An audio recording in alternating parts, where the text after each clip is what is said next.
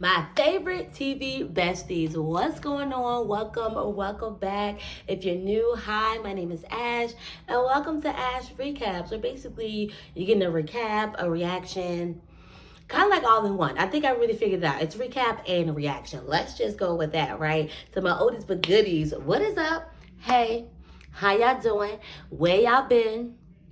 Y'all ain't been far. Why I asked y'all that? We just saw each other probably like a couple of days ago or like last week.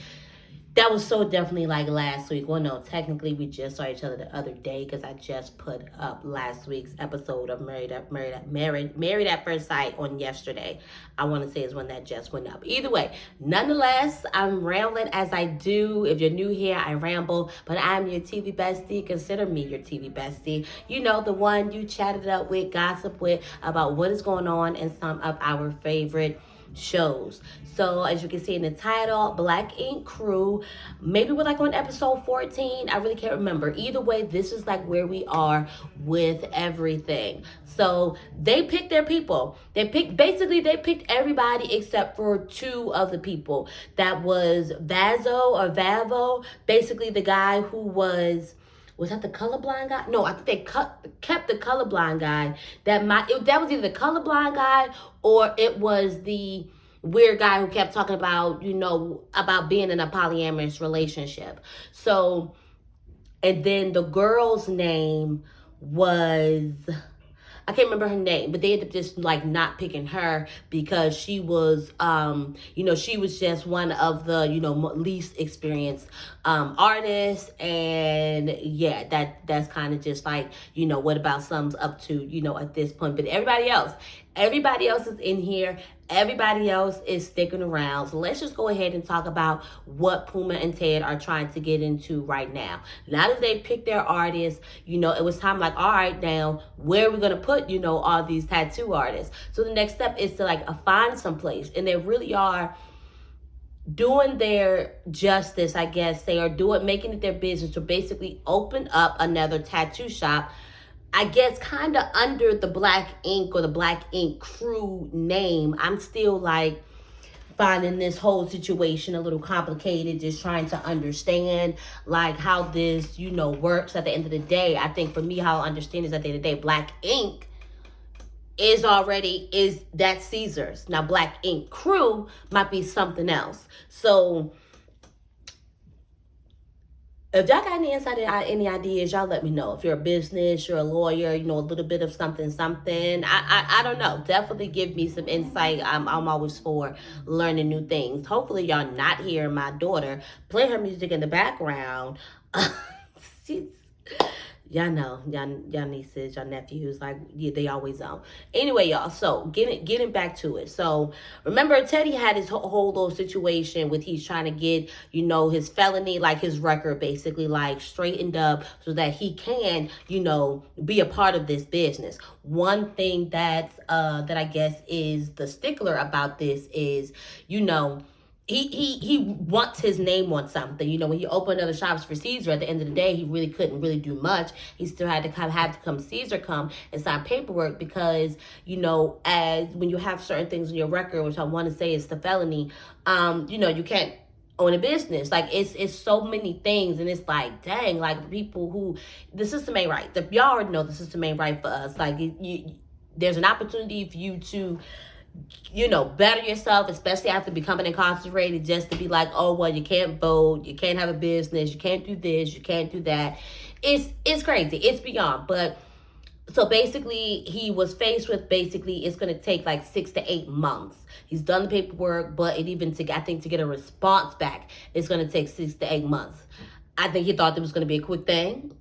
I don't know why he thought that. But at the same time, however, maybe he was thinking that, but I think it's just that with the fact that they literally just settled and picked these artists and it's time to they're trying to move forward with that. I think that's where it's just like, oh, wow, like, damn, 6 months now. We can't hold these people off for like 6 to 8 months because of me. But so basically, I think they were just trying to figure out, all right, like, back to the drawing board, like how, what, when, where, like, what can we do now at this point? So Teddy, like one thing about it, like, that's one thing you can do is when you get of status is just start connecting with people and networking. Because even Teddy was like, wait, what you got with Damon, or whatever or whatnot. Like, bro, that's like the first ever, for me at least, in my growing up, in my generation, and of blackness, like that was the first black name brand like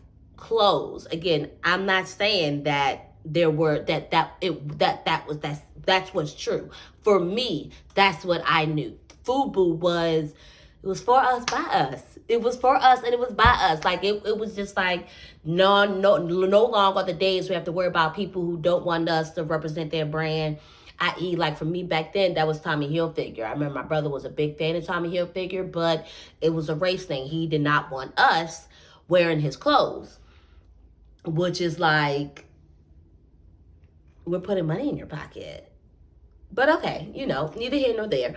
Moving on. So it's like, all right, what are we going to do? Like, let's go to the drawing board. So he goes to Damon, Damon gives, basically Damon's like, look, I'm going to go, at least what I can do is I can set you up. I see what you're trying to do. Even him, who's not necessarily in the tattoo community, but as someone who enjoys getting, art like that, he is keeping up with Black Ink and what Black Ink is doing, for the community. And so with that, it's good to know and have people in high places, especially when they can see what you're doing and they have faith. And not even that it's a matter like he has to invest in, it's already something. He's just like, okay, you just need help. You need me to just, all right, okay, boom, I can just put you in the front. I can put the right people in front of your face. That's it. Sometimes that's just it. Sometimes that is just it, to be connected, to know people. No, man, I'm telling you, one day I'm going to know some people in some high places, okay? Y'all remember that. So, y'all, remember, I was like, y'all, it looks like he's about to put these people in a house. And now this is how we ended up here, because Ted is adamant that he wants to do right by this business. He wants his name on the business, and, trying to figure out how they can proceed without putting a halt on everything. Puma exercising his resources, getting with these people that Damon had introduced them to, and boom, now they have this big ass mansion where all these new tattoo artists are going to reside. And it looks like, I don't know if they're necessarily going to be doing tattoos there. Hey, why not? People do tattoos out of their house there, a lot. It seems like the house is so big, maybe they can just figure out a designated area to where they can be doing tattoos.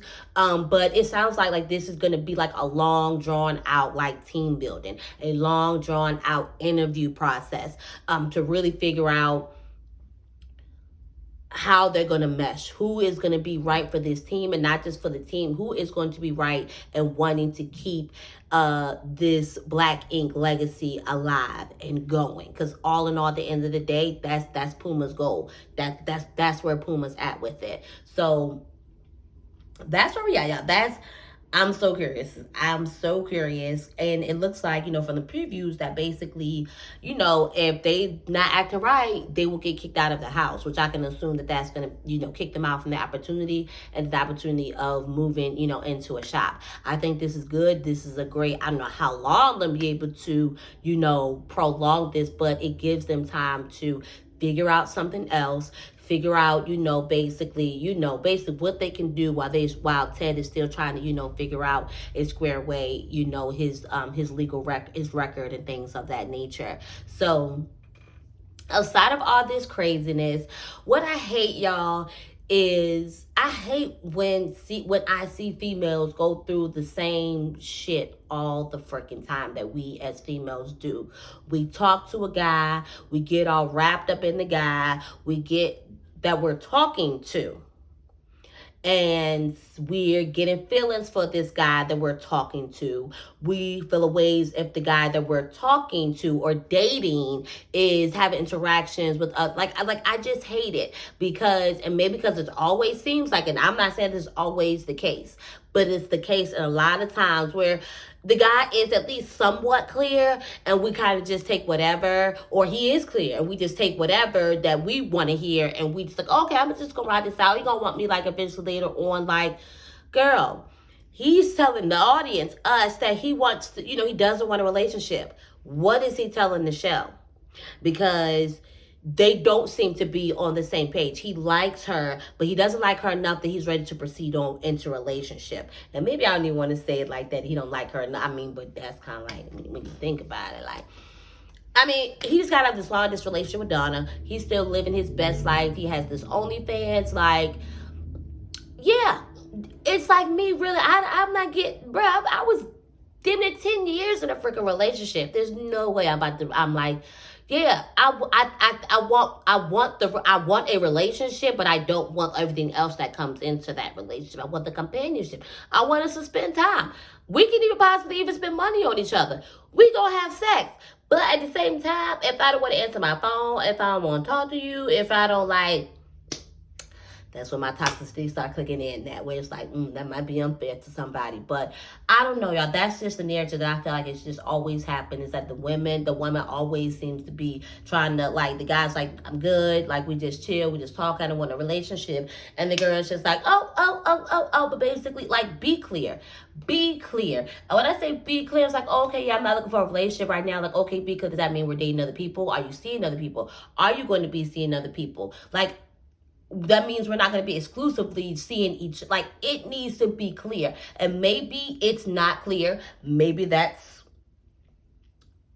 Alex's fault. Maybe it's not. Maybe Nichelle is choosing to take what she hear and take it and run with it. Who knows? But I always just feel like I hate seeing this on TV, where the girl is pining out for the guy, getting jealous because the guy's doing this and doing that. But at the end of the day, both of y'all are single. Y'all are single. So if y'all are single, where is it getting misconstrued at? Where possibly was communication not possibly clear? Because I'm not going to say that that's not necessarily the case.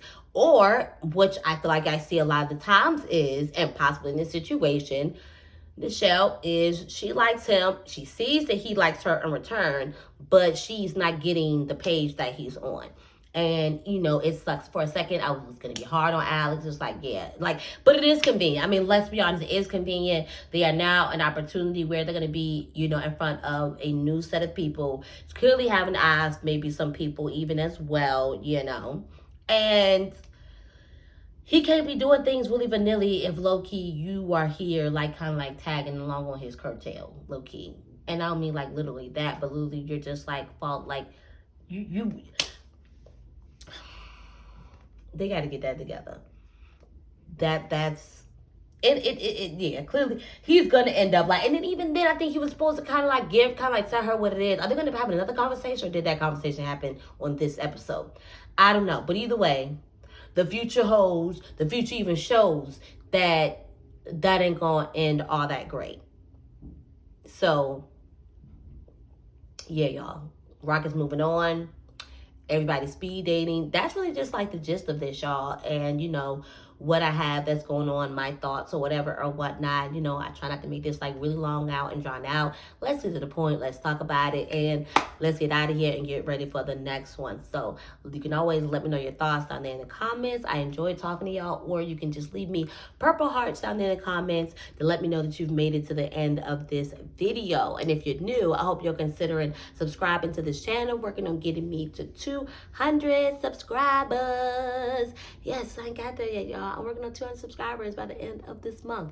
Small goals. Work on small goals here, because that's what works best for me. And I know that's what can work. And I know y'all got me. So hit that subscribe button. Don't forget to like the video. And of course, you have to bang the bell so you get notified whenever I do drop the video. So I'll catch y'all next time.